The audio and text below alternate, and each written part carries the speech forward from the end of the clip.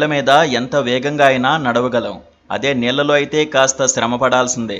శక్తిని కూడదీసుకుని మరీ అడుగులు వేయాల్సి ఉంటుంది. ఇక నీళ్లలో ట్రెడ్మిల్ పైన పరుగంటే చాలా చాలా కష్టపడాలి. అయినా ట్రెడ్మిల్ నీళ్లలో ఎందుకుంటుంది అనే సందేహం ఎవరికైనా రావచ్చు. వాస్తవానికి ఇటీవల ఈ తరహా వ్యాయామం ట్రెండింగ్లో ఉంది.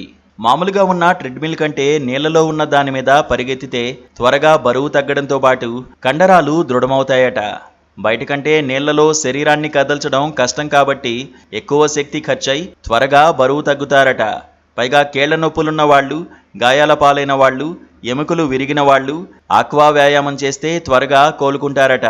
ఇంకా మరెన్నో ఉపయోగాలు ఉండడంతో విదేశాల్లోని ఆర్థో హాస్పిటళ్లలో వీటిని ఏర్పాటు చేస్తున్నారు.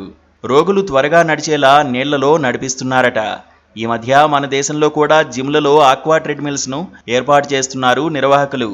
ఈత కొలను మాదిరి నిర్మించి ట్రెడ్మిల్ను పెట్టడం ఒక పద్ధతి, ఛాంబర్ లాంటి దానిలో ఉంచడం మరో పద్ధతి. కాకపోతే ఎప్పుడూ గోరువెచ్చని నీళ్లుండే ఛాంబర్లలో ప్రత్యేక టెక్నాలజీ వల్ల నీళ్లు ఎప్పటికప్పుడు శుద్ధి అవుతాయి. ఇంట్లో కూడా ఏర్పాటు చేసుకునే వీలున్న ఈ ఆక్వా ట్రెడ్మిల్స్ ఈ కామర్స్ సైట్లలోనూ దొరుకుతున్నాయి.